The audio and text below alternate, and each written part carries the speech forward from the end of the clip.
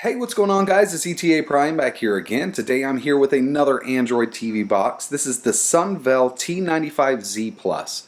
This is an 8-core CPU Android box. It runs an Amlogic S912. Now, on the box or in the specs it says they're clocked at 2 gigahertz, but as a lot of you may already know, Amlogic has kind of tricked us, and these CPUs are actually only clocked at 1.56 gigahertz. This is an 8-core CPU, but 4 of the cores are clocked at 1.56 and the other 4 cores are clocked at 1 gigahertz, so it used a big little core cycle on them. 2 gigabytes of DDR3 RAM, 16 gigabytes of internal storage, HDMI 2.0, it does support HDR and 4K playback, Wi-Fi 802.11 BGN, it will pick up my 5G network, Gigabit Ethernet, optical audio, 2 USB ports, an SD card slot. I want to get this thing out of the box, get it booted up, and I want to run some benchmarks on it. We're going to take a look at it really quick, see how the box itself looks and what comes with it. So here's the Android box itself, plainly wrapped, and it's a crazy looking octagon, and it does have an LED that runs around it that can turn blue, green, and gray blue. I actually like the way this looks. I'm not a big fan of weirdly shaped electronics and PC cases with lights all over them, but I do like the way this looks. Not too crazy looking. So on the front here we do have a display that will display the time if we're on Wi-Fi, Ethernet, or if we have USB plugged in.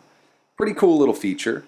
Over on this side we have one USB 2.0 port, SD card slot, HDMI 2.0 port, audio video out, power input, optical audio, Ethernet, and another USB 2.0 port. Let's see what else came with this unit. So when I ordered mine, I accidentally ordered the European plug. Make sure you get the correct plug for your country. I have a converter, so I'm not really worried about it. I also have plenty of these plugs with the barrel jacks. This is a 5 volt 2 amp power supply, so it shouldn't be a problem for me to find another one. Basic HDMI cord.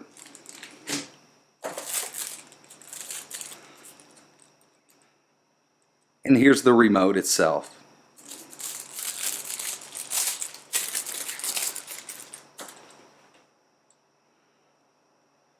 So the remote here has a Kodi button, an LED button to change the color of the LED on the unit itself, power, all of the inputs we need. It actually looks pretty cool. It's still a cheap Chinese remote. It's really not that bad though. And finally, get our user manual.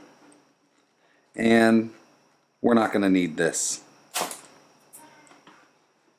So I want to turn this thing on and see how it looks. In order for time to show up, I may need to connect it to my Wi-Fi. I'll be right back so you can see the lights on the box and the front panel display. So right now it's just cycling through the different colors of the LED. I'm going to turn my light off here so you can see it a little better.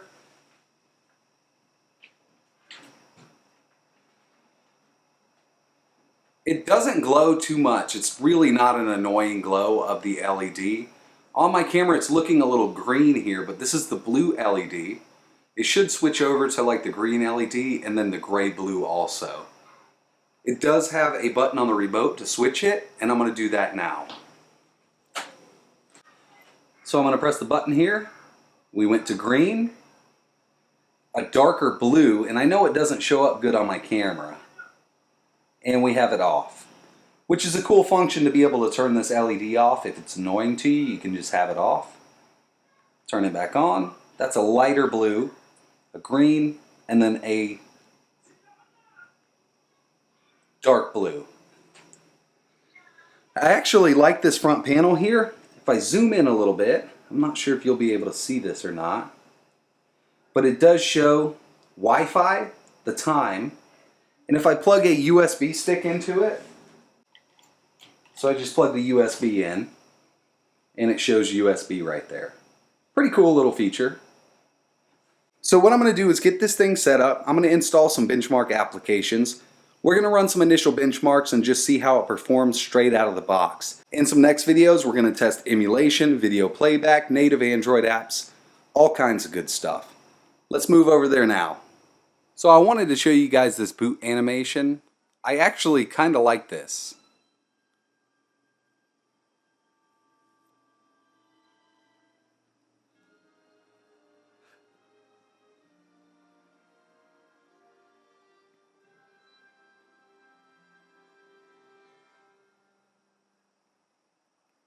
So here's the main menu here. Looks pretty nice. I mean, it's very basic. It's like all these Android boxes. I am using a mouse, and you may notice at the very top we have our CPU temperature. This is an app that I installed, and I wanted to keep an eye on the temperatures of the CPU while we run these benchmarks. Some of these boxes underclock the CPU when they reach a certain temperature, and I'll be able to see what temperature that is, and if we could keep it any cooler, we may be able to get a little extra performance by adding a fan or another heat sink. Now I'm not sure if this box is going to throttle or not, but this will allow me to check it. First thing we'll do is go to settings. We do have Android TV settings also, but I'm going into the Android settings.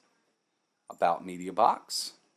And I did run a system update. There is a dedicated update app, and I updated this already. Android 6.0.1, not bad. And we'll make sure this is correct, because some people try to trick us with these. And yes, we are running Android Marshmallow. Next up, I want to go to IDA64 and check this box out. It's the T95Z Plus CPU, 8-core Cortex A53, 64-bit ARM processor. Now this is the Amlogic S912. If you see, it is showing that we're clocking up to 2 GHz, but Amlogic has tricked the kernel into showing us that this is clocked at 2 GHz. It's really running at 1.56 GHz. If this thing was at 2, these little boxes would be really awesome. So we have the top 4 cores here that are supposedly supposed to run at 2 GHz. They're really 1.56. And the other 4 cores are the small cores, and they run at 1000 MHz, which is 1 GHz. Display, I'm running at 1920 by 1080p, 60 FPS. GPU, Mali T820 MP3, and we can tell that by the GPU cores. We have 3 GPU cores on this T820. It does do OpenGL 3.2, which is a plus for these little Android boxes. A lot of the older S905s only did OpenGL 3.0. So let's get into some benchmarks here. We're going to run Antutu. Now, I just want to check performance on this box before we get into emulation, native Android apps, and video playback. We'll run the test now, and I'll fast forward this. Alright guys, so we scored a 37,560. I was expecting a lot more out of this box. Now I did notice the temperature when we're in the graphics test peg out at about 76 degrees Celsius. That's 168 degrees Fahrenheit. We may be throttling at that point. So in the future, I'm going to try to mod this box out and get it a little cooler.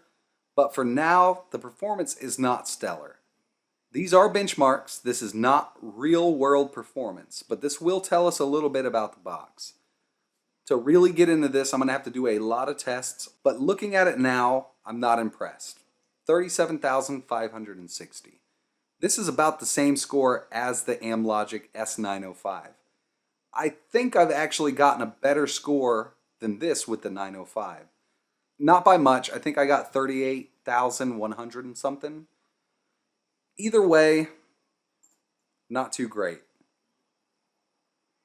If you want to pause this now, I'm going to go through here.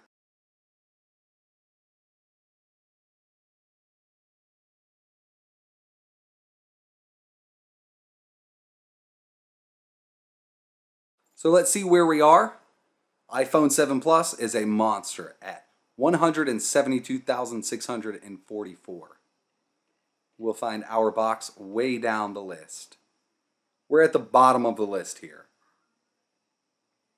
The 5S actually scores better than this box itself. Wow. Was really hoping for some better benchmarks than this. Next up, we're going to run a 3D mark. I'm going to run two tests in here. We're going to run Slingshot using ES 3.0. This is at 1080p. If we run the Slingshot OpenGL 3.1, it'll be at 1440p. I really want to see what it does at 1080. We're going to run the Slingshot. Then I will run the Ice Storm Unlimited. 555, that's a very low score. The CPU did hit 83 degrees Celsius during the physics test. It's really hard to tell if it's thermal throttling or not. The Droid Turbo 2 scored an 1123. That has the Snapdragon 810, more expensive chip. So we're right around the LG V10, LG G4. Where's my device at? Is it even listed here? 555 is what we scored. I guess it doesn't show up here. Right above the HTC One X9. So really, I mean, it is a bad score for these little boxes, but it's not incredibly horrible. As you see, the LG G4 scored a 513, V10 513. They run a Snapdragon 808 CPU. A little disappointed though with the scores. Let's check out Ice Storm Extreme. Now this runs OpenGL 2.0 at 720p. 9,396. I saw this CPU at one time hit 89 degrees Celsius. That's 192 degrees Fahrenheit. It spent most of its time at about 85 degrees Celsius. Really, really hot for these little tiny chips, like I said before. And the score is not impressive. Yeah, I mean, just looking at these scores that we just put out here, I'm really hoping that it performs better in real world performance.